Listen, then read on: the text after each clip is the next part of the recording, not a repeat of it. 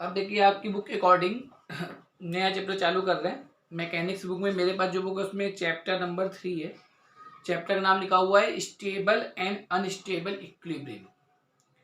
ठीक है, तो अपनी बुक के अकॉर्डिंग देख लीजिएगा कौन सा चैप्टर है। मेरी बुक के अकॉर्डिंग 3rd चैप्टर है और मेरी बुक के अकॉर्डिंग पेज नंबर 109 है। हो सकता है आपकी बुक में पेज नंबर कुछ अलग हो, लेकिन मेरे बुक के अकॉर्डिंग 109 पेज है। चैप्टर के नाम पे ध्यान रखिएगा, स्टेबल अनस्टेबल। तो ये स्टेबल और अनस्टेबल इक्विलिब्रियम क्या होता है पहले ये समझ लीजिए।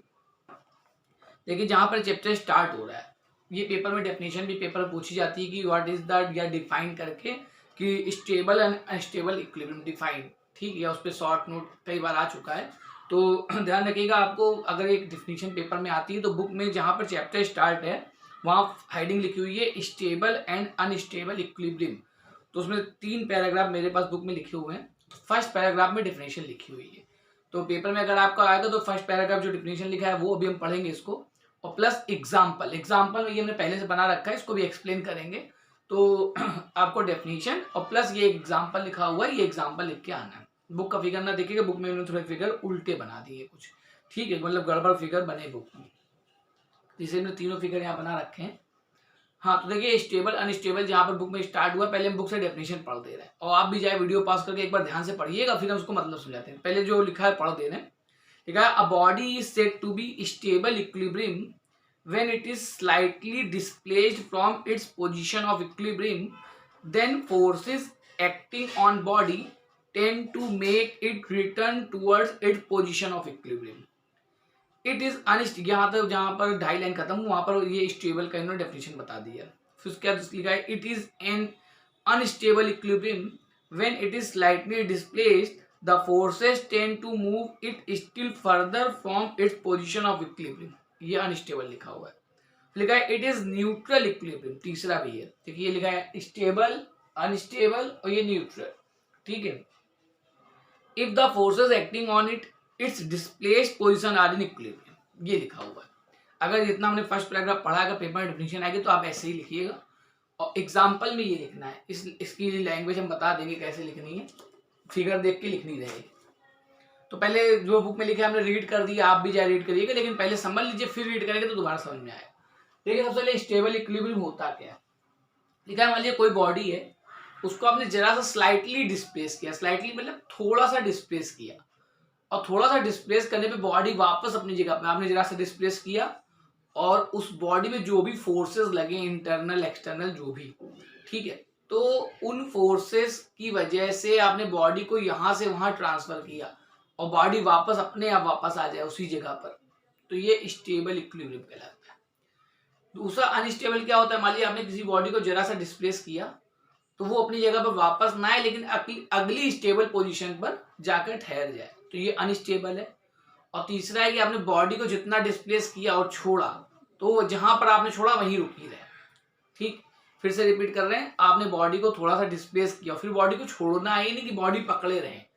बॉडी जिसे ये देखिए रखी, मान लीजिए सब ये सीधे एग्जाम्पल समझिए। मान लीजिए बॉल है, ठीक है, इसको बॉल मान लीजिए।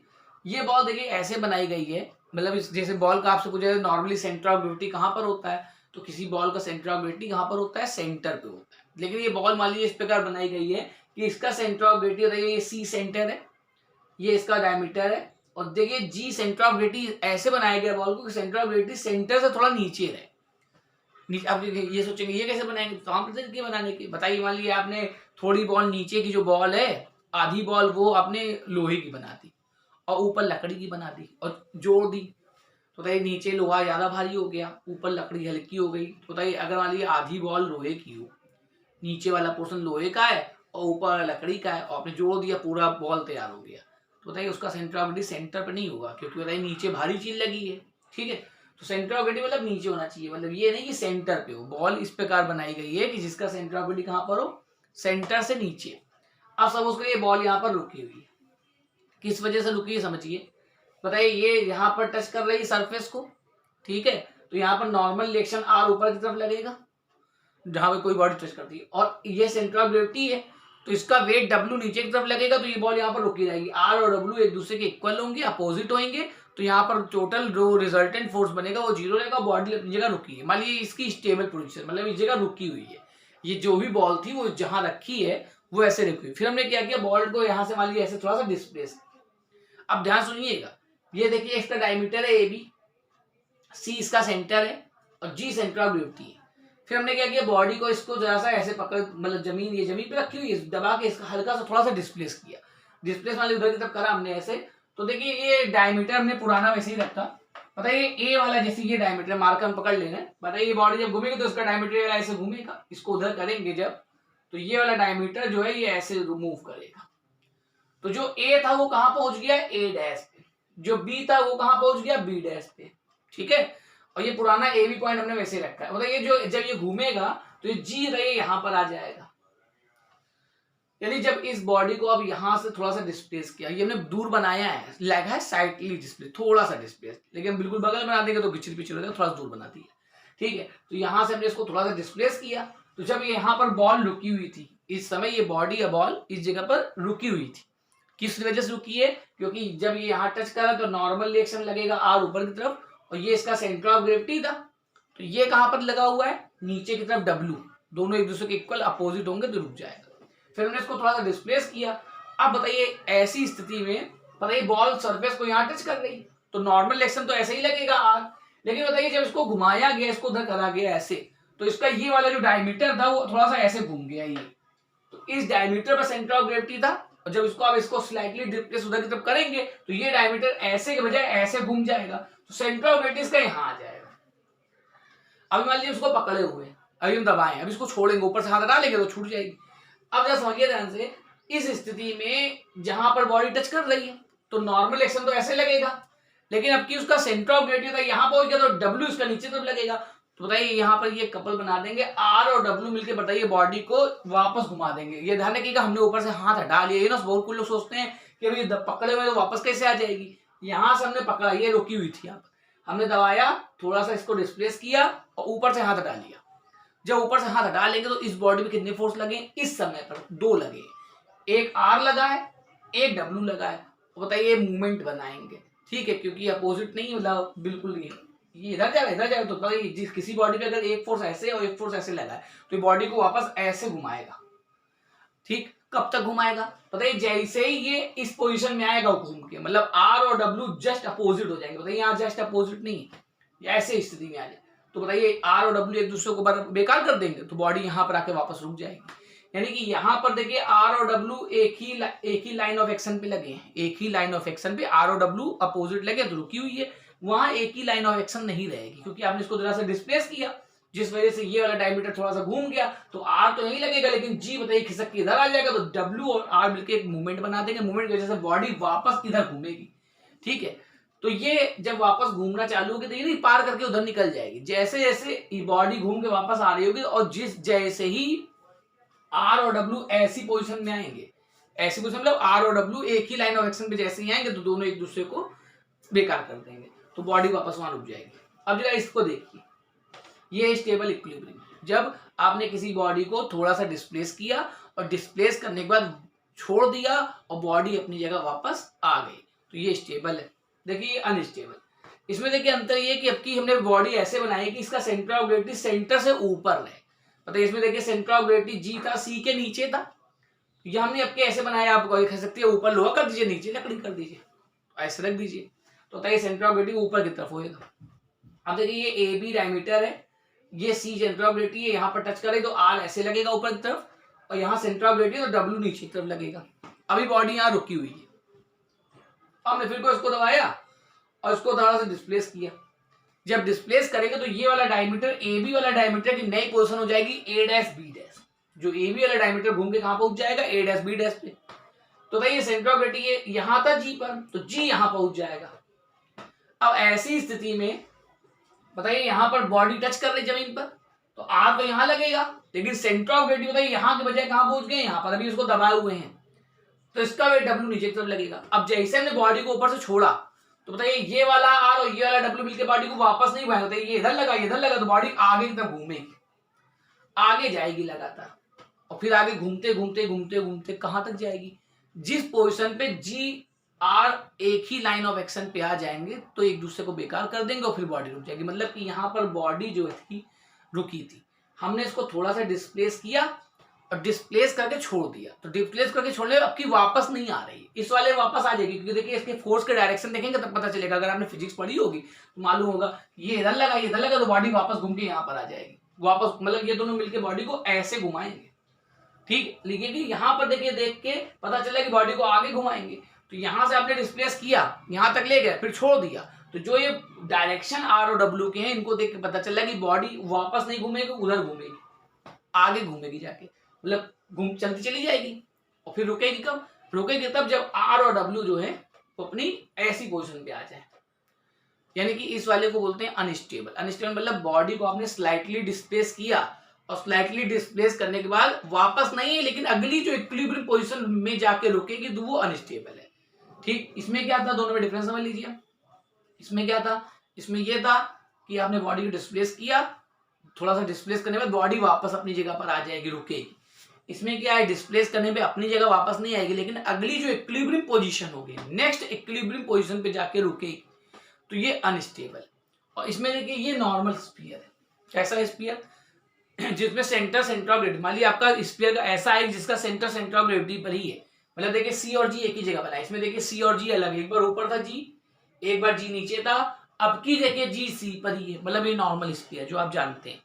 ठीक है, तो इसका सेंटर ऑफ ग्रेविटी मान लिया यहाँ पर, अब ये देखिए रुका हुआ है, आर लगा है उस पर डब्ल्यू लगा हुआ, फिर हमने बॉडी को डिस्प्लेस किया, यहाँ तक लिया, तो ये वाला जो डायमीटर था ये घूम के ऐसे आ जाएगा ए डैश पे, बी डैश पे।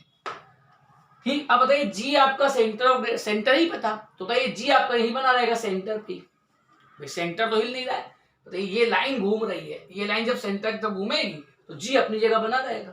तो इस स्थिति में देखिए यहाँ पर आर और डब्ल्यू फिर लगे, मतलब यहाँ पर अभी बॉडी रुकी हुई थी, फिर हमने ऊपर से हाथ हटा लिया तो बताइए मूव नहीं करेगी, जहां पर आपने इसको छोड़ा वहीं रुक जाएगी।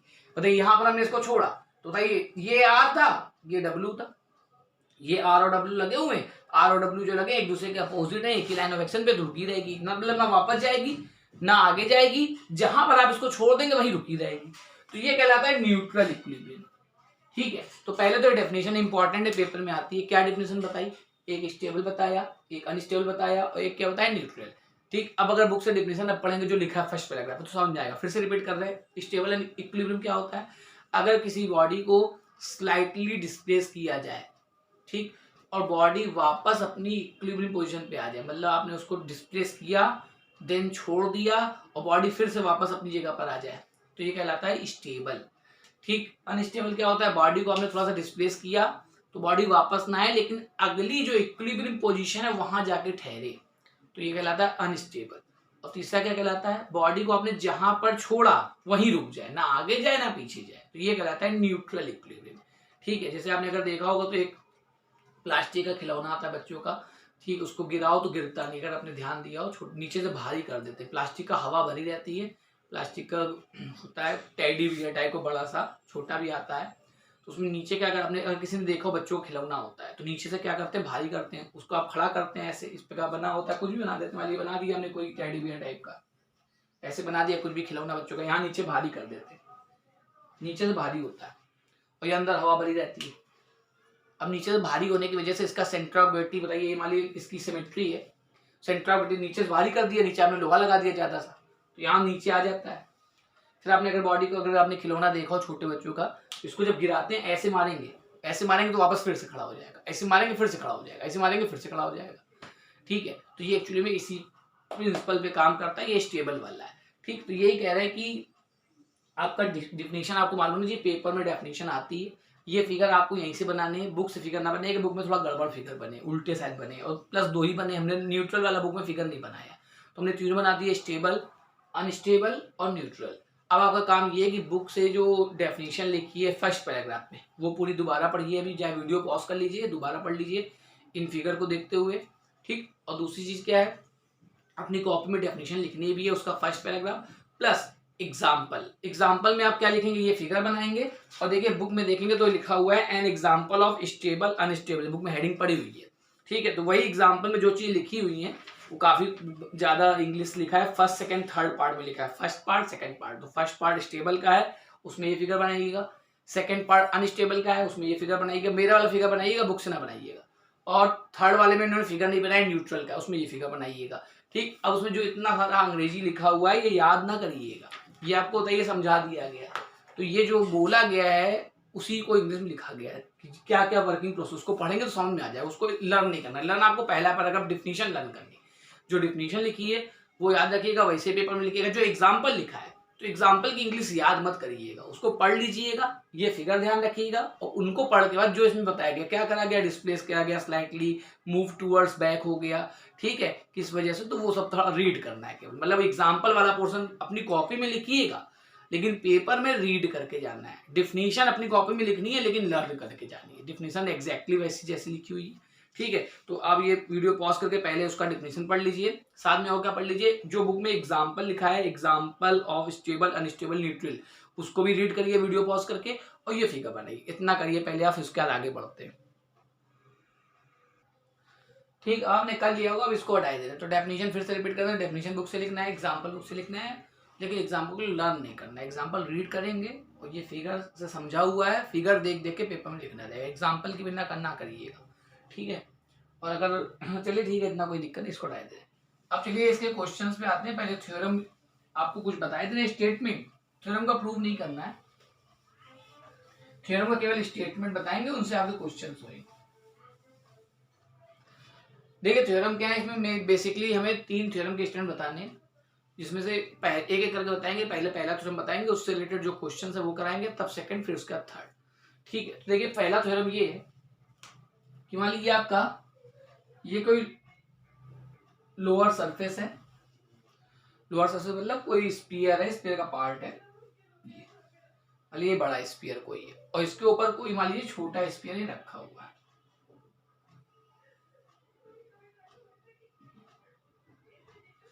मान लीजिए नीचे एक स्फीयर है और उसके ऊपर एक छोटा स्फीयर रखा हुआ है, ठीक है। और सपोज करिए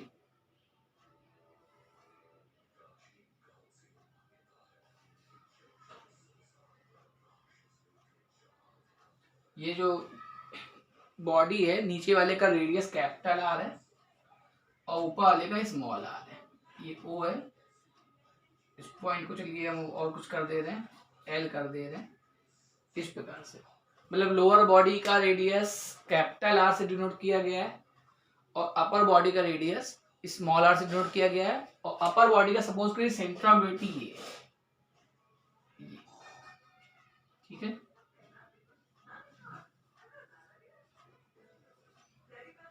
ये हम यहाँ बनाए दे रहे हैं आर,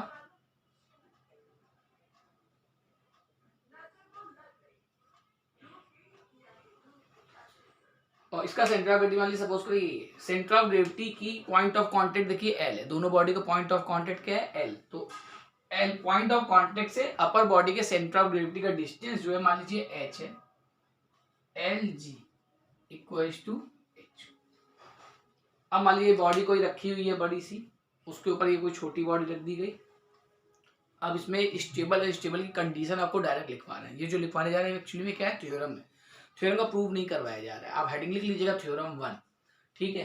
तो ये आपका लोअर बॉडी है जिसका रेडियस कैपिटल आर है, अपर बॉडी है जिसका रेडियस स्मॉल आर है, दोनों का पॉइंट ऑफ कॉन्टेक्ट क्या है, एल। अपर बॉडी का सेंटर ऑफ ग्रेविटी कहाँ पर है, जी पर। पॉइंट ऑफ कॉन्टेक्ट से अपर बॉडी का जो सेंटर ऑफ ग्रेविटी है उसकी डिस्टेंस कितनी है, एच।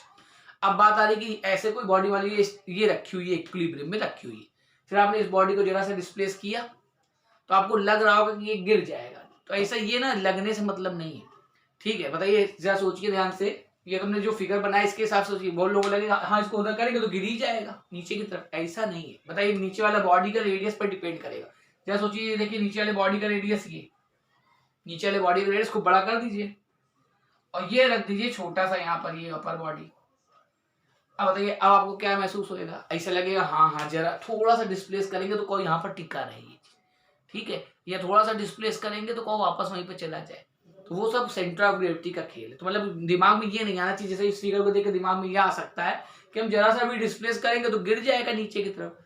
तो ऐसा नहीं है, ये सब कुछ डिपेंड करेगा लोअर बॉडी के रेडियस पर, अपर बॉडी के रेडियस पर, और इनका जो पॉइंट ऑफ कांटेक्ट से अपर बॉडी के सेंटर ऑफ ग्रेविटी कहाँ पर है, इस पर, ठीक है। तो मतलब फिगर देख के कुछ महसूस होगा, तो ये महसूस वाली बात नहीं कि हमें जनरल लाइफ वाली बात तो नहीं। देखिए ऐसा कर दीजिए, नीचे वाले का रेडियस खूब बड़ा कर दीजिए, पता ही नीचे जैसे पृथ्वी बताइए, पृथ्वी का रेडियस बहुत बड़ा 6400 किलोमीटर लगभग है, वो भी तो ऐसी शेप में है। अब उसमें अगर आप कोई बहुत बड़ा स्पेयर रखेंगे और नॉर्मल स्पेयर उसको हमने थोड़ा सा डिस्प्लेस किया, वहीं छोड़ दिया, तो न्यूट्रल इक्विलिब्रियम रुक जाएगी वहीं पर। तो वही चीज कह रहे हैं कि ये ना सोचिएगा फिगर देख के कि इसको करेंगे जरा सा डिस्प्लेस तो गिर जाएगा, वो काहे पर डिपेंड करेगा, डिपेंड करेगा नीचे जो रखा गया उसका रेडियस कितना बड़ा है, बहुत बड़ा तो नहीं है, या अपर वाले का छोटा तो नहीं है, इस पर डिपेंड करेगा। और साथ में सेंटर ऑफ ग्रेविटी का खेल आपको बता चुके हैं, सेंटर ऑफ ग्रेविटी से ही स्टेबल अनस्टेबल आता है कि कहां पर सेंटर ऑफ ग्रेविटी है। ठीक है, तो उन्होंने बना दिया ऐसे ही। तो ओवरऑल बात आती है कि इस थ्योरम की, मान लीजिए कि एक लोअर बॉडी थी जिसका रेडियस आर है, कैपिटल आर से जोड़ के, एक अपर बॉडी है जिसके ऊपर रखी है स्मॉल आर है, पॉइंट ऑफ कांटेक्ट एल है, एल से अपर बॉडी का जो सेंटर ऑफ ग्रेविटी उसकी डिस्टेंस एच है। तो इसमें कंडीशन डायरेक्ट लिखेंगे, स्टेबल की कंडीशन क्या है, अनस्टेबल कंडीशन क्या है। तो स्टेबल की कंडीशन है ये, इस प्रकार का जो सिस्टम है ये स्टेबल होगा अगर 1/h greater than 1/r plus 1/r, ये कंडीशन है। और unstable 1/h is less than और equal to 1/r plus 1/r, ये कंडीशंस आपकी हैं। ठीक है, तो देखिए जो कंडीशन आपकी दिख रही है वो किस पर डिपेंड है, स्मॉल आर, कैपिटल और एच पर। स्मॉल आर कितना है, कैपिटल आर कितना है और एच कितना है। ठीक है, तो ये हेडिंग लिखिएगा थ्योरम 1, स्टेटमेंट कुछ नहीं लिखना है, फिगर बनाना है। ठीक है, कैपिटल आर जाए तो लिख लीजिएगा, कैपिटल आर यहाँ पर हमने नहीं लिखा है, कैपिटल आर इक्वल टू और स्मॉल आर तो लिखा है हमने यहाँ पर। कैपिटल आर क्या है, radius of the lower body, small R क्या है, radius of the upper body. ठीक, एल जी क्या है, एच है, एच का मतलब क्या है, पॉइंट ऑफ कांटेक्ट से सेंटर ऑफ ग्रेविटी का डिस्टेंस है। और ये स्टेबल कंडीशन है, ये अनस्टेबल कंडीशन है। ठीक, फिर इसमें कुछ पर्टिकुलर केसेस हैं, चलिए पहले इतना नोट करिए पॉज करके। थ्योरम 1 हेडिंग लिखिए, फिगर बनाइए, इनके बारे में लिखिए कि स्मॉल आर क्या है, कैपिटल आर क्या है, एच क्या है। ये पूरा लैंग्वेज में भी लिख लीजिए, हमने नहीं लिखा है, बोल दिया है हमने। ठीक है, small R radius of the lower body, ये लिखिएगा लैंग्वेज में, स्मॉल आर, कैपिटल आर और एच, और साथ में स्टेबल कंडीशन और अनस्टेबल कंडीशन। इतना नोट करिए वीडियो पॉज करके, फिर आगे और लिखवाते हैं। ठीक लिख गया होगा। अब इसमें देखिए कुछ पर्टिकुलर केसेस हैं। पर्टिकुलर केसेस ये हैं कि मान लीजिए आपका जो लोअर बॉडी है, सपोज करिए ये फ्लैट है। फ्लैट मतलब ये भी जैसे अर्थ की बात कर रहे थे, बताइए अर्थ आपको जहां पर हम खड़े हैं वो फ्लैट दिखता है। ठीक है, तो अर्थ एक्चुअली फ्लैट तो नहीं है, अर्थ जो है एक्चुअली फ्लैट नहीं है, उसकी रेडियस 6400 किलोमीटर लगभग है। ठीक है, तो अर्थ की बात नहीं कर रहे हैं, जैसे बिल्कुल फ्लैट मतलब कि अगर मान लीजिए कोई जैसे जैसे इसको हम फ्लैट करेंगे तो ये कैपिटल आर, बताइए कैपिटल आर इन्फिनिटी, यानी अगर लोअर बॉडी, लोअर सरफेस ये है, तो अगर ये फ्लैट है तो फ्लैट के लिए आप रेडियस को कितना यूज करेंगे, इन्फिनिटी। बताइए रेडियस जितना बड़ा होता चला जाएगा, पृथ्वी का रेडियस बताइए बहुत बड़ा है, तो बताइए हमें फ्लैट जैसी दिखती है, ऐसा लगता है सीधी है। ठीक है, क्यों सीधी दिख रही है, सीधी इसलिए दिख रही है क्योंकि वो बहुत ज्यादा रेडियस बहुत ज्यादा उसका है। अच्छा, रेडियस बढ़ाते तो एक्चुअली में तो फ्लैट नहीं है। ठीक है, एक्चुअली में रेडियस फ्लैट नहीं है, लेकिन बताइए बहुत ज्यादा रेडियस होने की वजह से बताइए फ्लैट दिखती है। अच्छा, बोलिए कोई चीज वास्तव में फ्लैट है तो उसके लिए जो कैपिटल आर होगा वो क्या हो जाएगा, इन्फिनिटी। यानी कि यहाँ आप केस लिखिए, केस फर्स्ट, हेडिंग लिखिए केस फर्स्ट, इसमें लिख लीजिए थोड़ा सा, केस फर्स्ट में लिखिए, if the lower body be a flat surface, lower body अगर इस केस में फ्लैट सरफेस है, if the lower body is a flat surface, then capital R equals to infinity. If lower body is a flat surface, then capital R equals to infinity. In this case,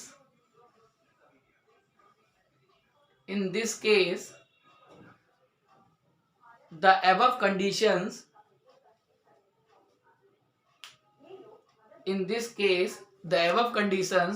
can be written as, अब जैसे stable वाली condition देखिए क्या हो जाएगी,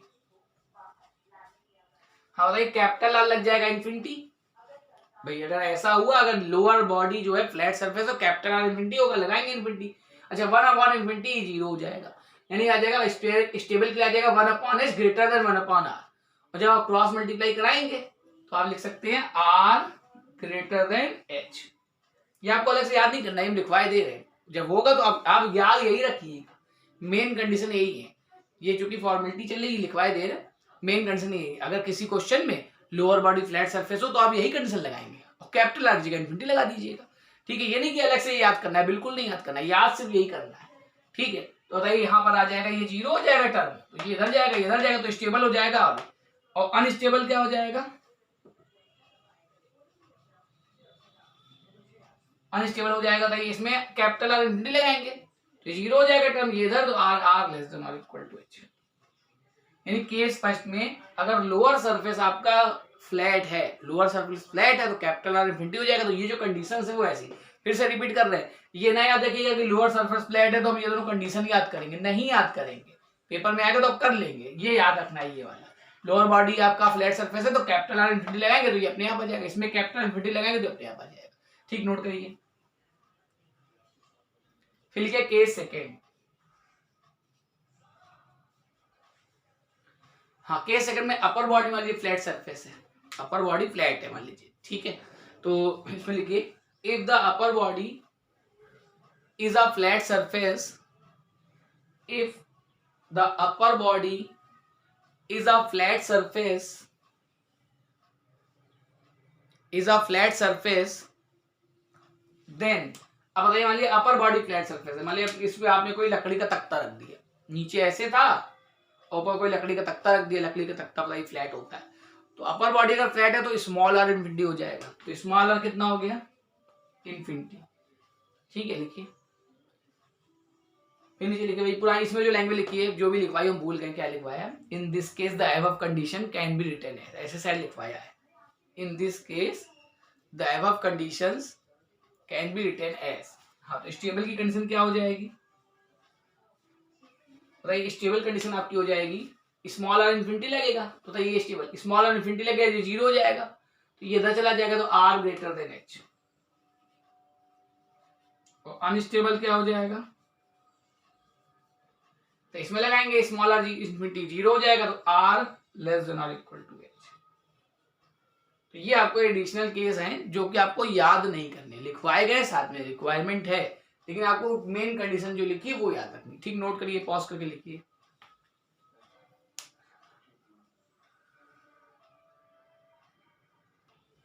ठीक लिख गया होगा, इसको हटा दे। अब इसके बाद देखिए ध्यान से, इसको हटा दे रहे हैं,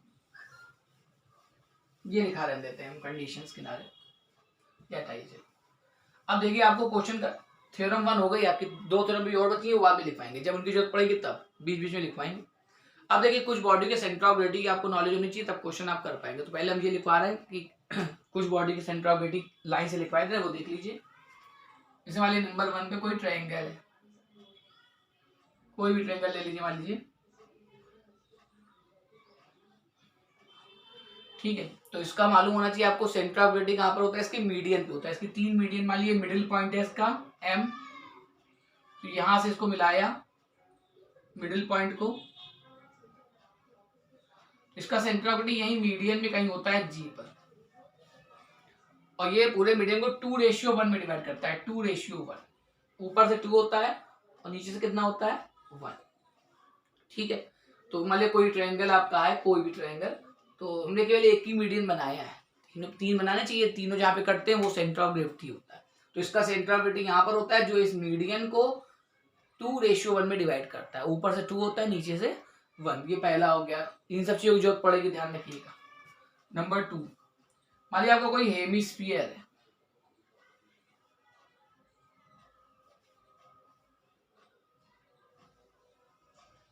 मान लीजिए हेमिस्फीयर आपका है, तो इसके सेंटर ऑफ ग्रेविटी की जानकारी आपको होनी चाहिए। ये हेमिस्फीयर में बना दिया है, ठीक, इसका सेंटर ऑफ ग्रेविटी कहां पर होता है? इसका देखिए मान लीजिए ये इसका बेस है, ये मान लीजिए रेडियस है, मान लीजिए यहाँ इसका सेंटर ऑफ ग्रेविटी होता है G। ठीक, मान लीजिए O है A, इसका रेडियस OA मान लीजिए स्मॉल a, तो ये हेमिस्फीयर जो होता है इसका सेंटर ऑफ ग्रेविटी, ये जो बेस है O से OG जो होता है 3a/8 डिस्टेंस पे होता है। ठीक है, आपको मालूम रखिए। कह रहे हैं इनकी जरूरत पड़ेगी, अगर बहुत लोगों को मालूम हुआ है पहले से। सेंटर ऑफ ग्रेविटी ऐसा नहीं कि आप पहली बार पढ़ रहे हैं, कुछ स्टैंडर्ड फिगर का सेंटर ऑफ ग्रेविटी आपको मालूम होने चाहिए। तो ये हेमिस्फीयर है, इसमें क्या है, इसका रेडियस देखिए मैंने लिख दिया OA रेडियस है, OA कितना है, स्मॉल ए मान लिया, और इसका सेंटर ऑफ ग्रेविटी यहाँ G पर है। तो ये जो नीचे बेस से इसकी दूरी होती है, बेस पे जो पॉइंट O है उसकी सेंटर ऑफ ग्रेविटी दूरी OG जो होती है वो 3a/8, मतलब कि इस पूरी A का 3/8 टाइम होती है। ठीक, तीसरा देख लीजिए, जिनके इस कोण की जरूरत पड़ेगी। मान लीजिए कोई कोण है, ये कोण है आपका राइट सर्कुलर कोण, मान लीजिए पॉइंट O है, ये पहले इतना A मान ले रहे हैं, तो यहाँ OA मान लीजिए H है, इसकी हाइट कितनी है H, इस कोण का हाइट H है, और ये सेंटर ऑफ ग्रेविटी का यहाँ पर है मान लीजिए। ठीक है, तो ये OG जो डिस्टेंस होती है, OG ये होती है H/4 पूरे का, ऊपर से देखेंगे तो 3H/4, यहाँ भी लिख दे रहे हैं AG जो डिस्टेंस होती है वो 3H/4 होती है। तो आप दोनों याद करिएगा, मतलब लिख दे रहे हैं कंफ्यूज हो गए, दोनों याद करने बैठ गए, फिर कंफ्यूज हो गए कि ये वाला H/4 था कि वो, एक ध्यान रखिएगा, नीचे वाला याद रखिएगा, चलिए हटाए दे रहे हैं। ठीक है, नहीं कंफ्यूजन फालतू में, दोनों तो याद करके कंफ्यूज होगा ऊपर से नीचे से।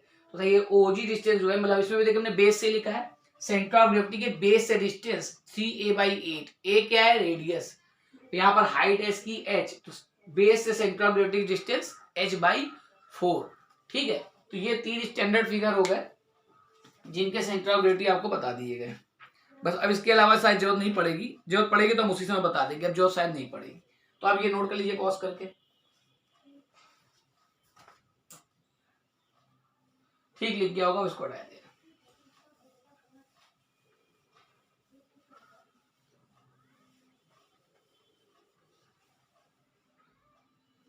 अब अपनी बुक में एग्जांपल निकालिए, फर्स्ट एग्जांपल मेरे पास जो बुक है उसमें पेज नंबर 116 है, पेज नंबर में ध्यान ना दीजिएगा, अपना फर्स्ट एग्जांपल निकालिए। पेज नंबर इधर उधर हो सकता है, 116 पेज में मेरे पास जो बुक है उसमें 116 पेज।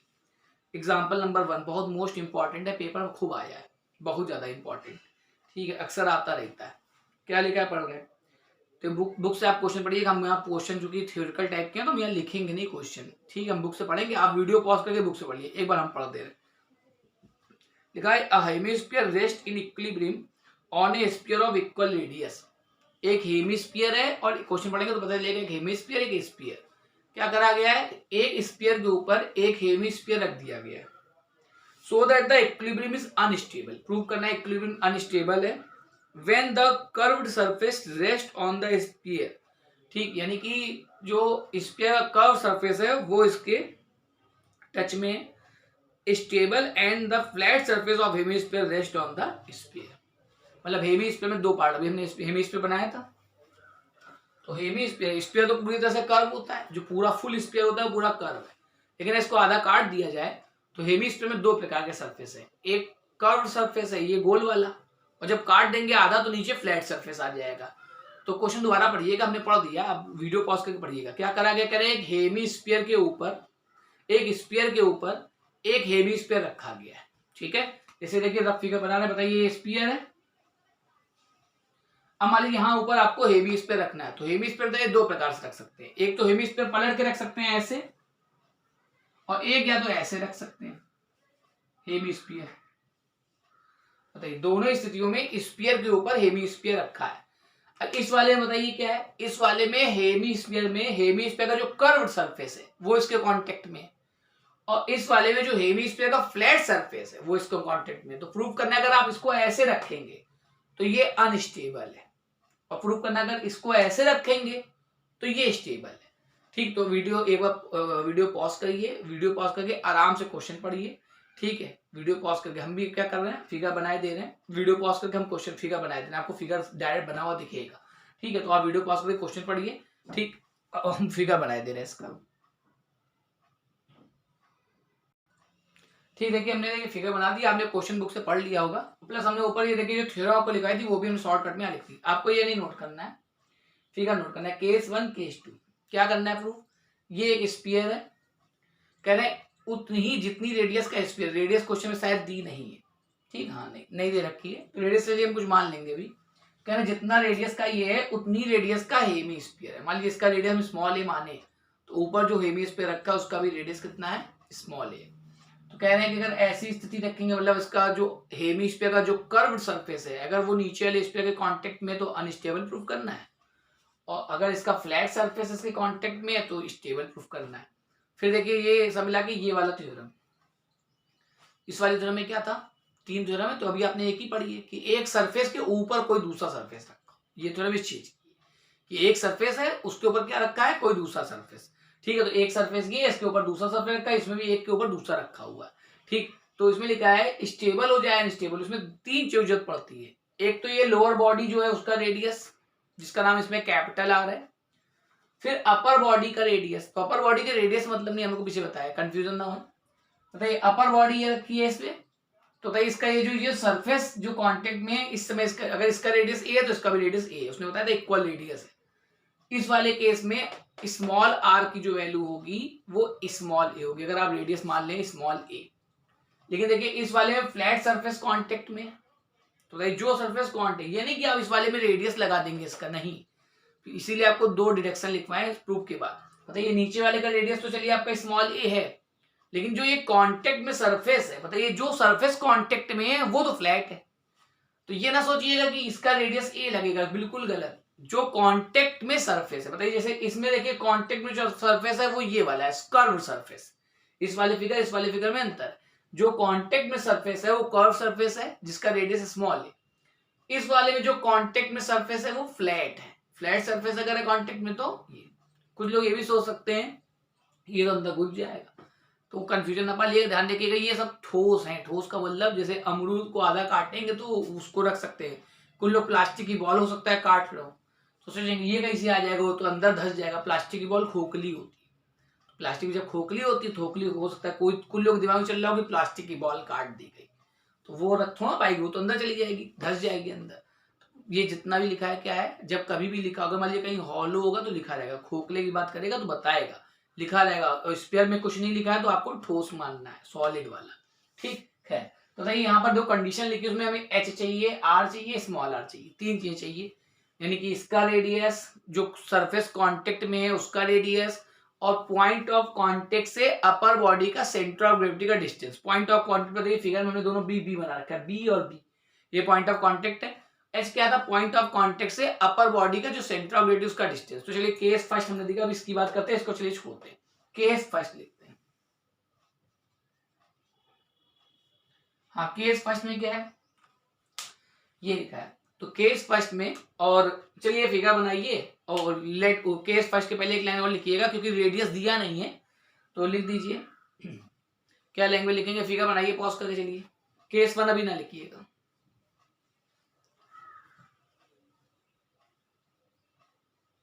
बन गया होगा, नीचे लिखिए केस फर्स्ट के पहले भी केस फर्स्ट बाद लिखिए। लिखिए रेडियस नहीं दिया तो लेट करना पड़ेगा, लिखिए let the radius of both the radius of the sphere and the hemisphere are small a.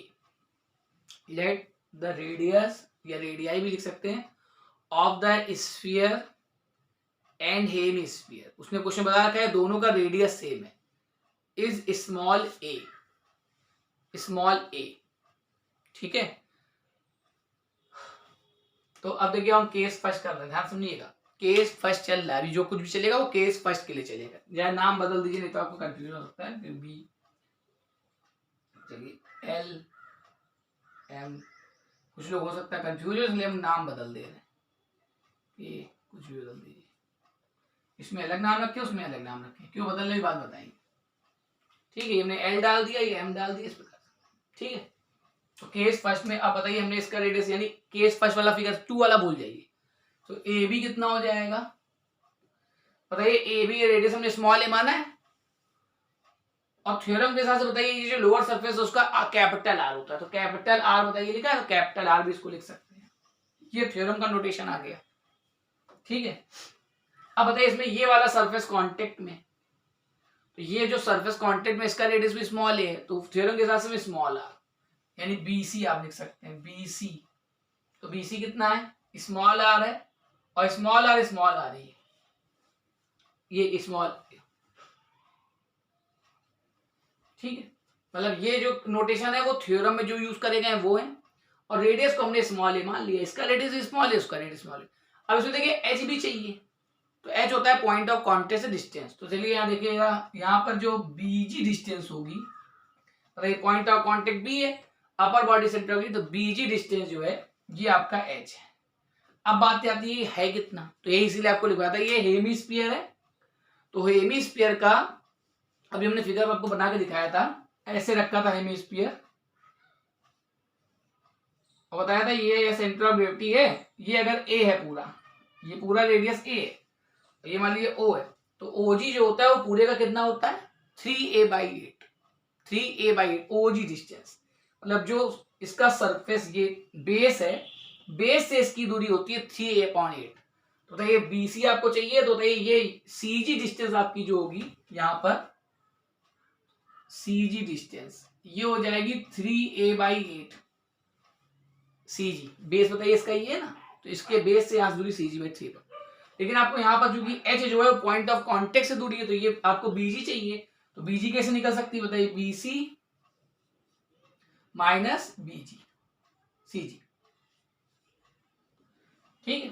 तो BC में से आप ये CG घटा दीजिए, CG आपको मालूम है हेमीस्फीयर के लिए कितना है, तो BC कितना है A माइनस 3a/8, तो कितना हो जाएगा 5a/8। इसको हटा देना पुराना फिर। तो अब आपको देखिए थ्योरम के अकॉर्डिंग सब कुछ निकल आया, मतलब स्टेबल हो जाए अनस्टेबल, प्रूव करना है इस वाले में अनस्टेबल है, ठीक है। अब बताइए चाहे स्टेबल हो जाए अनस्टेबल हो, क्या क्या निकालना है, 1/h निकालना है, और चाहे ये वाले राइट हैंड साइड देखे तो 1/r प्लस 1/r निकालना है। कहना अगर 1/h इससे बड़ा होगा तो स्टेबल, 1/h इससे छोटा होगा तो अनस्टेबल। तो ना ये सब हमने निकाल लिया, यानी स्मॉल आर के बारे में पता चल गया, थ्योरम के according small R, capital R और एच सब पता चल गया। हाँ चलिए 1/h निकालते हैं। 1/h बताइए, ये इसको पलटेंगे तो आ जाएगा 8/5a, 1/h निकला है, एंड उधर का 1/r प्लस 1/r निकालते हैं, 1/r, तो r बताइए a, 1/a, कैपिटल आर भी a है तो 1/a, ऐसे बनेंगे तो 2/a। अब बात आती है कि इन दोनों में कौन सा बड़ा कौन सा छोटा, जो बड़ा होगा ये कंडीशन फॉलो कर रहे हो तो स्टेबल, ये फॉलो करेगी तो अनस्टेबल। तो यार देखिए ध्यान से, इन दोनों में बड़ा कौन सा है, तो देखिए अपॉन में तो a कॉमन है, यहाँ लिखा सिंस, पता है कौन सा बड़ा है, देखिए रफ में एक है 8/5, a हटा दीजिए, a दोनों में 5 है और 2, तो इन दोनों में कौन सा बड़ा बताइए, तो ये 2 वाला बड़ा, 8/5 बताइए छोटा है, बोले सही है। तो यहाँ लिखा सिंस बताइए 8/5a is less then 2/a, बताइए 8/5 है, 2/a छोटा है, 8/5 का मतलब 1/h, therefore 1/h is less then, ये वैल्यू क्या है 1/r प्लस 1/r, यानी कि आपका 1/h less than 1/r plus 1/r आया। तो बताइए ये वाली कंडीशन फॉलो कर रहे, ठीक है ना, सोचिएगा लेस देन, उसमें लिखा है अनस्टेबल होगा कब, अगर 1/h लेस देन इससे है तो भी, या इक्वल टू, यानी 1/h अगर इसके बराबर है तो भी अनस्टेबल, 1/h इससे छोटा है तो भी अनस्टेबल। तो बताइए 1/h इससे छोटा आ रहा है, hence the equilibrium be unstable, यही आपको प्रूव करना, हटा देना इसको। तो आपको ये प्रूव करना था कि अगर इसका कर्व सरफेस आप इसके सब कांटेक्ट में रखेंगे तो इक्विलिब्रियम कैसा होगा, अनस्टेबल। मोस्ट इंपॉर्टेंट क्वेश्चन है, कॉपी पेपर में आने के लिए फिर तैयार बैठा हो, कई बार आ चुका है 10 बार, जब भी ज्यादातर आता है यही वाला क्वेश्चन आ जाता है, पहला एग्जाम्पल। तो केस 1 में आ गया, प्रूव हो गया, ठीक। ऐसे केस 2 करेंगे, नोट करिए पॉज करके,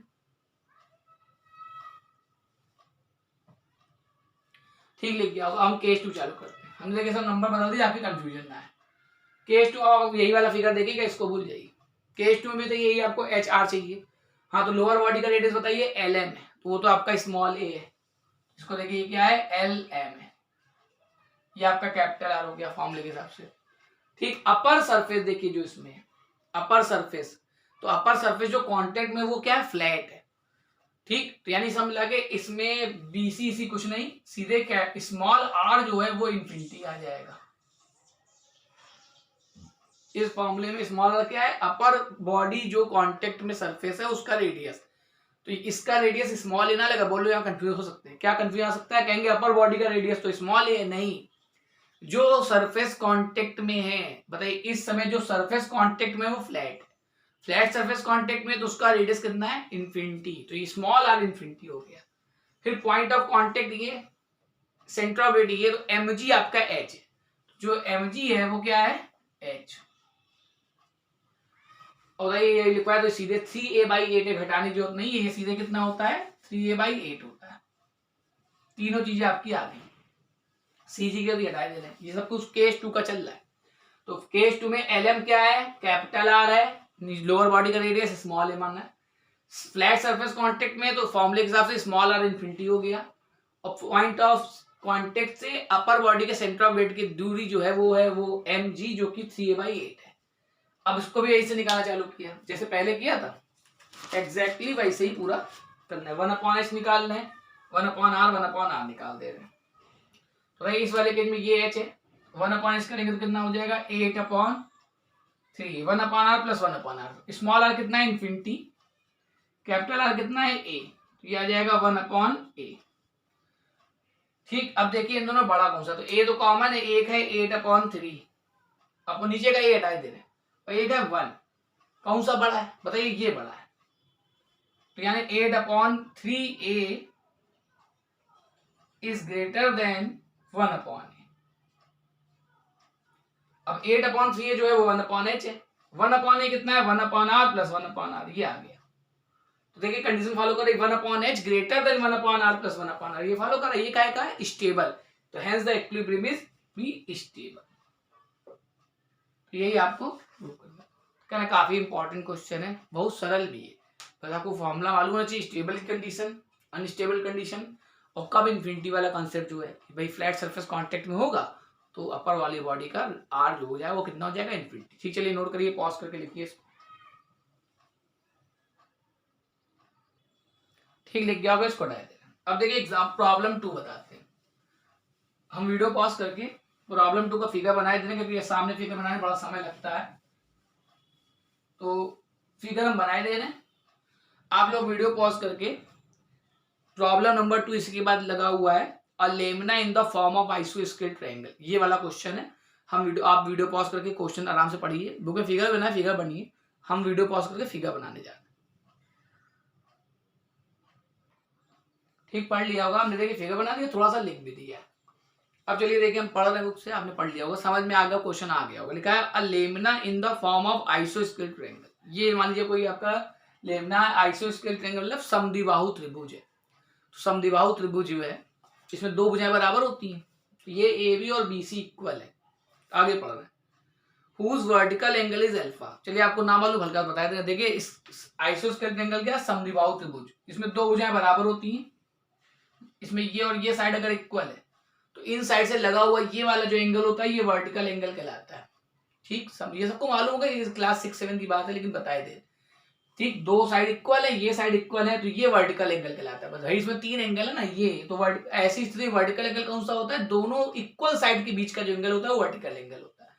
फिर बताइए ये जो कि साइड इक्वल है, तो यहाँ पर ये इसका मीडियन है, मिडिल पॉइंट बेस का, तो ये मिलाते तो 90 डिग्री बचा के मिलता है आइसोस्केल एंगल में, क्या 90 डिग्री एंगल बना है। ठीक, तो देखिए पढ़ रहे हैं, a lamina in the form of आइसोस्केल triangle whose vertical angle is alpha.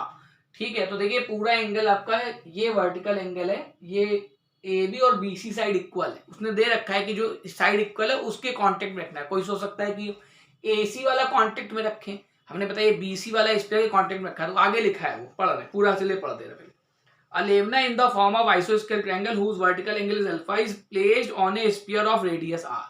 R radius के sphere के ऊपर उसको रखा गया संभाल के, so that its plane is vertical and one of equal side is counted with the sphere. कहना one of equal side is counted with the sphere, मतलब जो दो इक्वल साइड हैं उनमें से एक इक्वल साइड आपको कॉन्टेक्ट में रखनी है।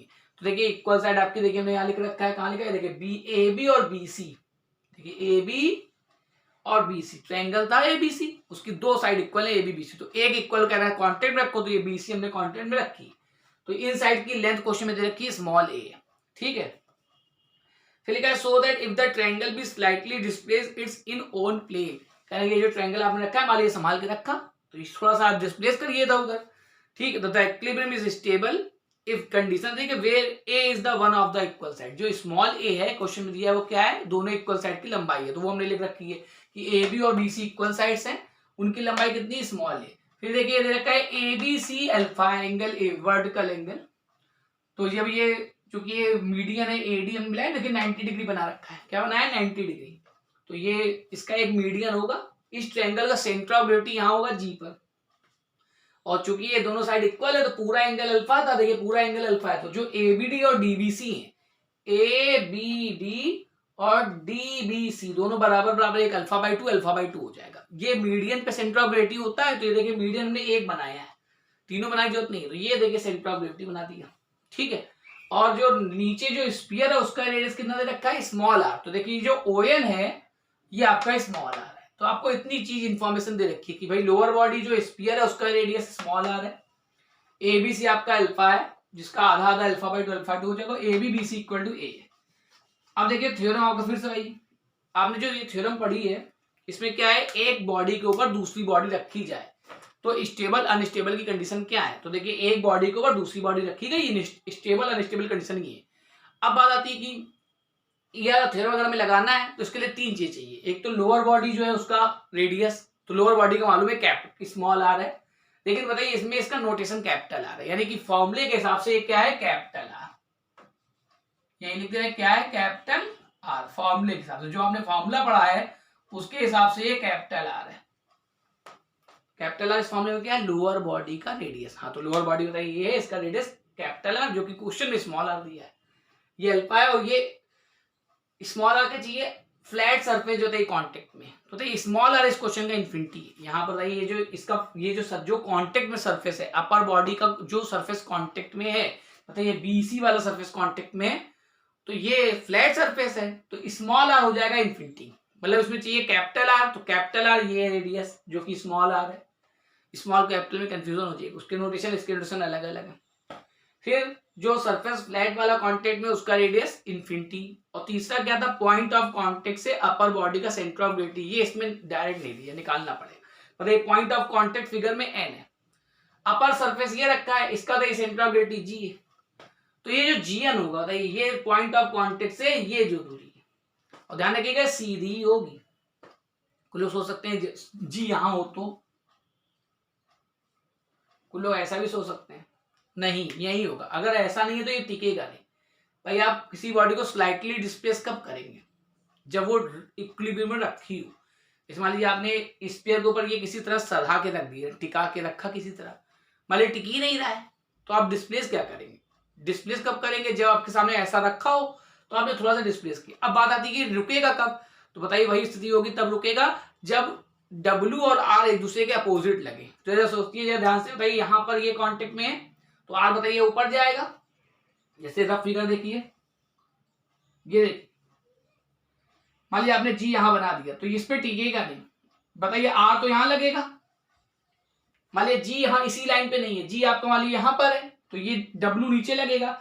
अब बताइए इस पूरे सिस्टम में एक फोर्स ये लगा है R नॉर्मल रिएक्शन, ये वाला R नहीं, और G वेट वाला, तो बताइए इस बॉडी को ऐसे गिरा देगा, ये इधर ज्यादा भारी हो जाएगा तो गिर जाएगा, या सोचिए आप इसको बहुत संभाल के रखना पड़ेगा कि कैसे भी रख दें तो गिर जाएगा ये, बताइए अगर ऐसे रखा हुआ G, तो बताइए यही G अगर आपका यहाँ पर हो, बताइए जैसे यहाँ बना है, अब बताइए यहाँ पर R ऊपर लगेगा और G पर वेट नीचे लगेगा, तब ये टिकेगा, जब टिकेगा उसके बाद स्लाइटली डिस्प्लेस की बात आएगी, तो जब तक टिकेगा नहीं तब तक स्लाइटली डिस्प्लेस की बात नहीं आएगी। तो टिकाना, तब टिकाने के लिए आपको जी यही बिल्कुल ये जो वर्टिकल लाइन OG दिख रही है ये सीधी, ये ऐसी स्थिति में जी यहां नहीं हो सकता, यहां होएगा तो ये टिका के रख नहीं पाएंगे, रख जाएगा टिक के, उसके बाद स्लाइटली डिस्प्लेस का नंबर आएगा। तो ये फिगर ऐसे, मतलब ये हमने जानबूझ के इसीलिए बता रहे हैं कि आप पूछ नहीं पाएंगे, तो ये चीज कंफ्यूजन आ सकता है कि जी हम बिल्कुल यहीं क्यों बनाए, उधर बनाए, जी वहां होता तो वहां होता तो टिकेगा नहीं, वहां गिर जाएगा उधर की तरफ, ठीक है।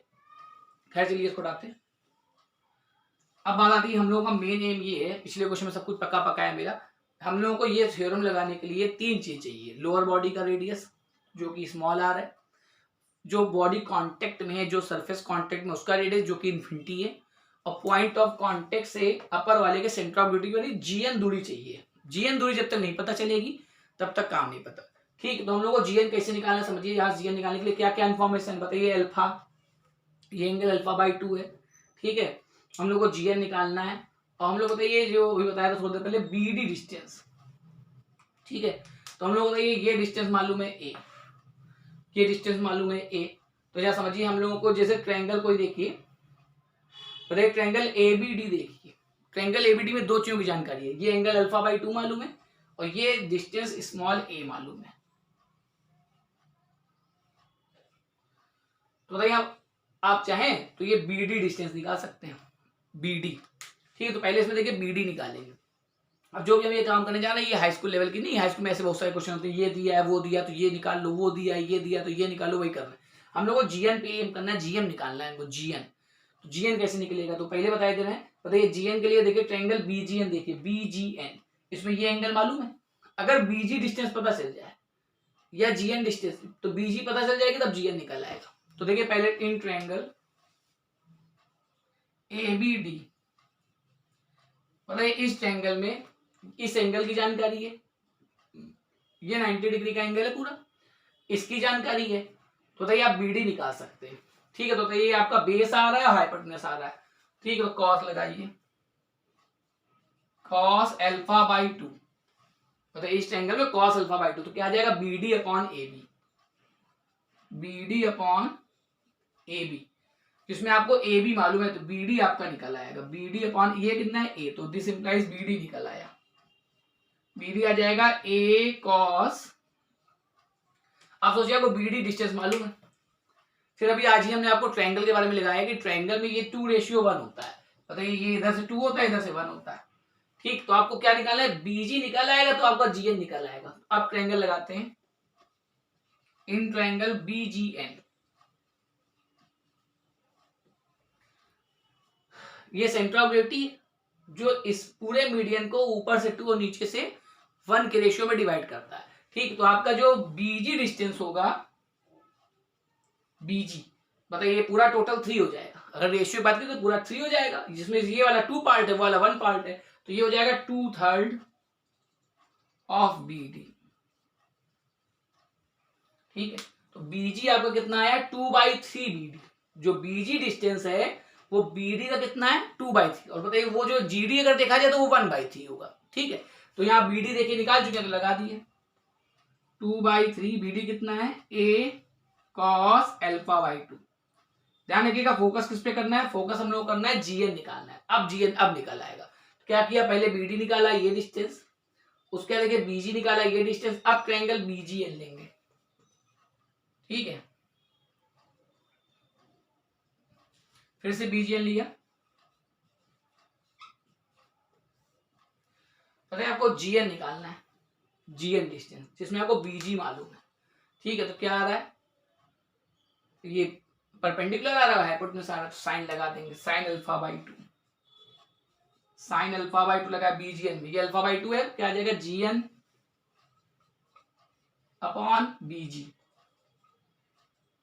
यहां से जीएन निकल आएगा, जीएन कितना निकलेगा बीजी साइन अल्फा/2, बीजी कितना देखिए निकाला 2/3 ए कॉस अल्फा/2, ये साइन अल्फा/2, थोड़ा डायरेक्ट लिख देंगे जगह कमी है। बताइए ये a/3 तो ये लिखा है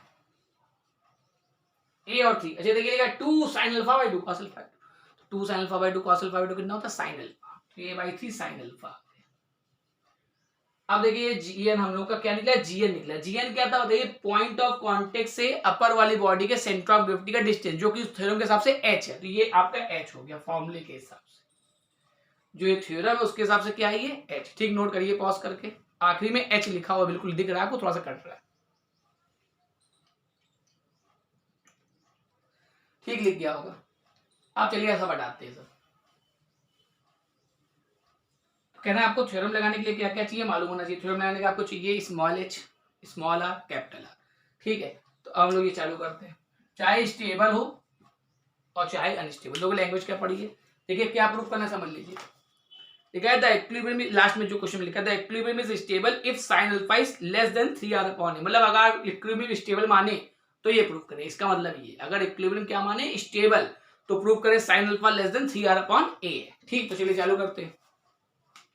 हेयर लैंग्वेज लिखिए, थोड़ा बोलते हैं।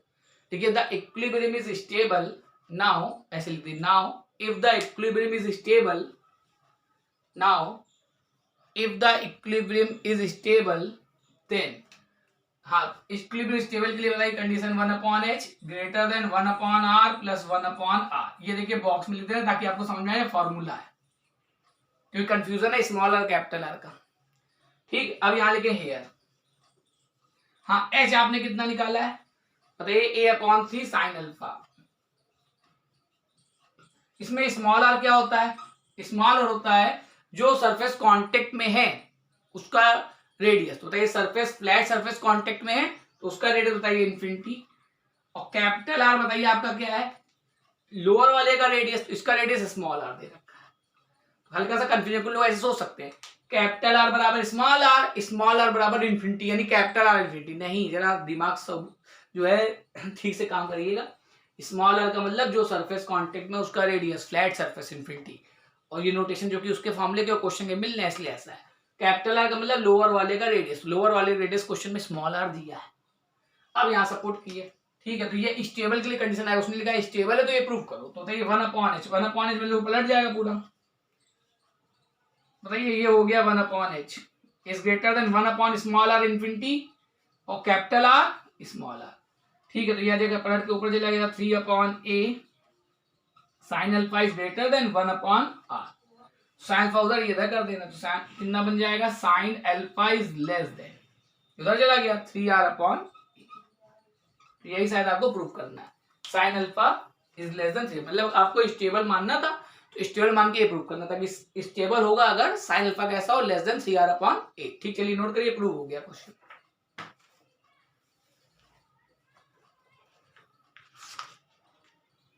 ठीक लिख गया होगा, तुमने आपको थोड़ा सा डेफिनेशन वगैरह चैप्टर स्टार्ट कर दिया है, 2 एग्जाम्पल बता दिए, नेक्स्ट टाइम पे आगे के एग्जाम्पल बताएंगे। ठीक है, आज की क्लास खत्म करते हैं, इसको थोड़ा सा पढ़िए ध्यान से।